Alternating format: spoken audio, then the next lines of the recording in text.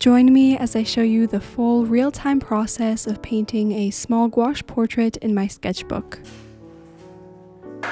I find that keeping the space where you create clean and in order puts you in a more organized and calm state of mind.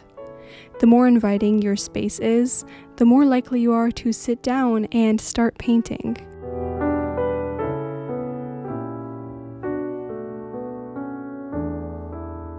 For some reason, I find it stressful to buy frames, so my artworks have been lying around my art studio, which has also been stressing me out. So I finally sat myself down, measured my paintings, and bought some frames. Finally, my frames arrived, so I'll take you along through the framing and hanging process as well.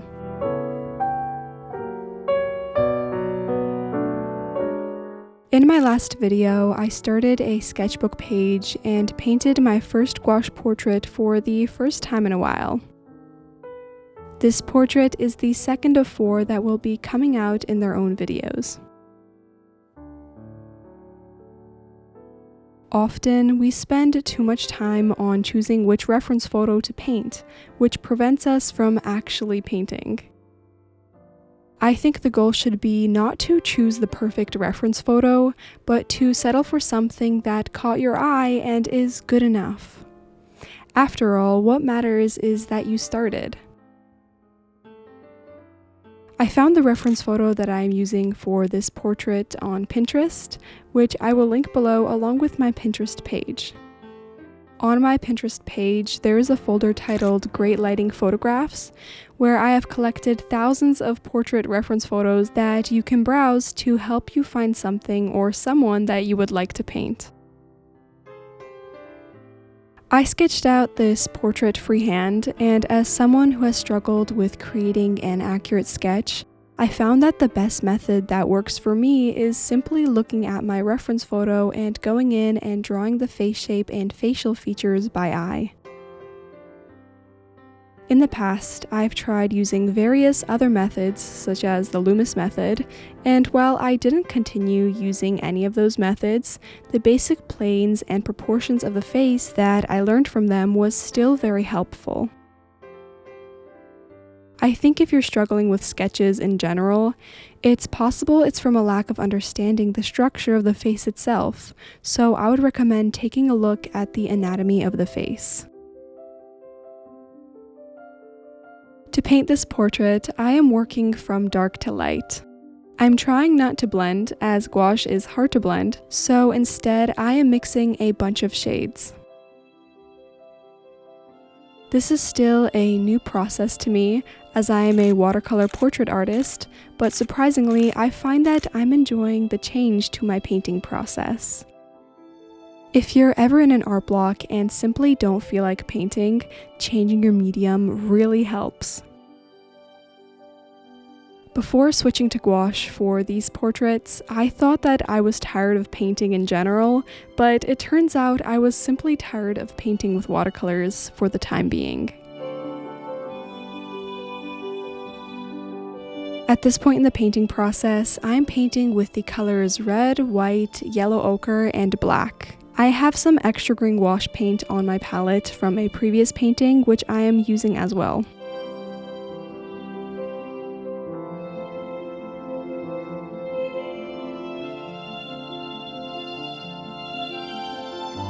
Something that I am trying to do throughout my painting process is to keep my gouache paint opaque and not too watered down. Because my brain is used to watercolors, sometimes I would catch myself watering down my paint in order to make it lighter, which is how you make watercolors lighter, as opposed to simply adding white instead.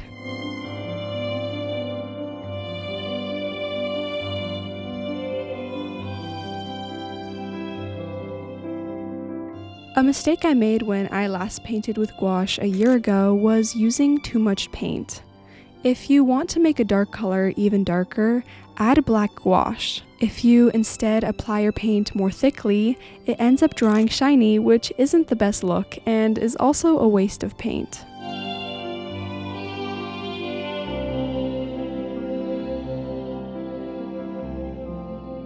I think we underestimate the impact that having a clean space to create art can have on our inspiration. Sometimes we forget to prioritize taking care of keeping our spaces in order. This may seem like a minor detail, but it really makes all the difference in clearing your mind. When your space is finally clean, it brings the same kind of relief as realizing the kitchen fan is on and then turning it off.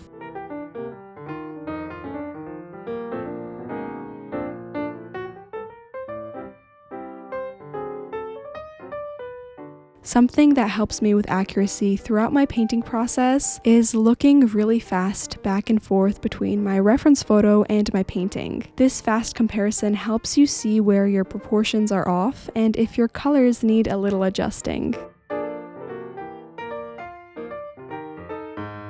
Another technique that helps me with accuracy is focusing on the general shapes of your reference.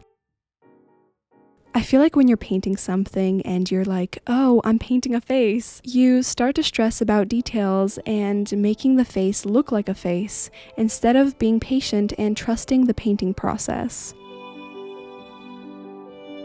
If while painting, you instead simplify the face as just a bunch of shapes, I think it's easier to stay more objective throughout the painting process, because by focusing on general shapes, the overall structure and foundation of your painting is better, because after all, the face has just a bunch of planes, which, when broken down, are simply triangles, squares, and blobs.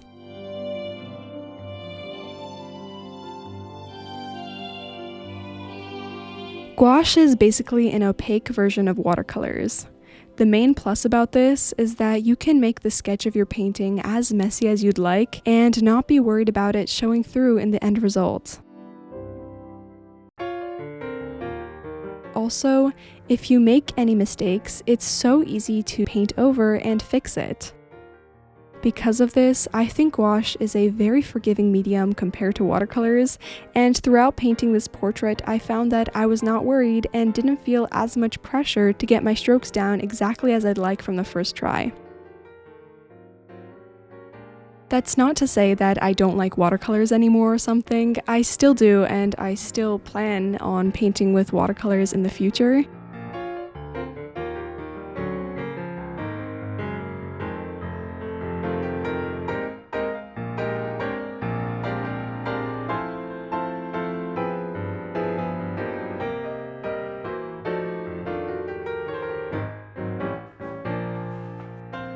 The first artwork that I'm framing is my first chalk pastel drawing.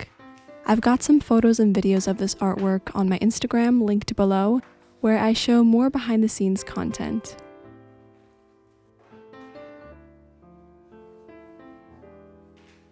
This ocean sunset is also made with chalk pastel, which I made at a workshop.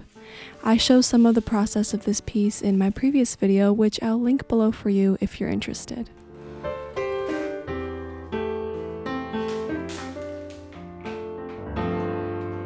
I think the most unexpected part about frames in general is that you measure and measure and measure, right? But you're not 100% sure just how the artwork can look in the frames. It's always a bit of a slight excitement / nervousness when opening up the frames and putting the artwork into the frames for me.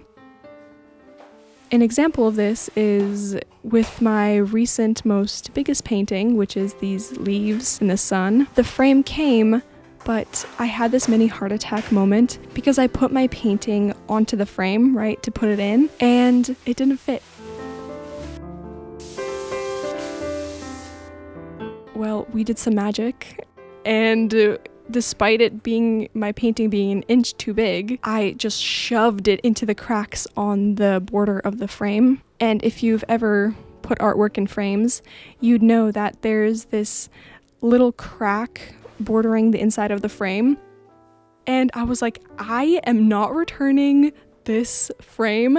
You are going in painting whether you like it or not. And I mean, it worked. Thank goodness that all my other frames worked out just fine. But on a different frame, I painted this watercolor painting of a boy and dog fishing, and it's on watercolor board. And what I didn't think of is that the frames are made for paper, not for board.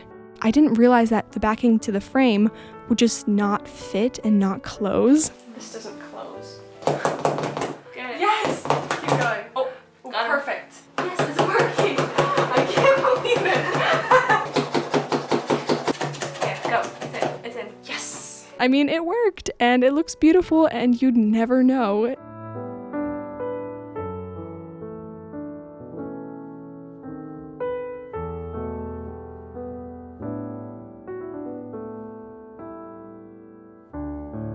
There's this mindset that I'm trying to have lately, which is to just be humble and always learn.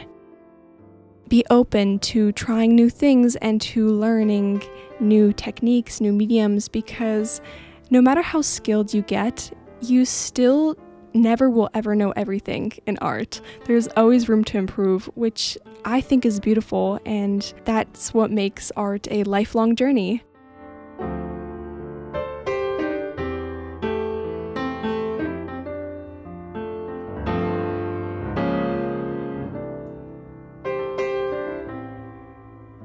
If anything in this video was helpful and speaks to you, please leave a like and share your thoughts in the comments down below.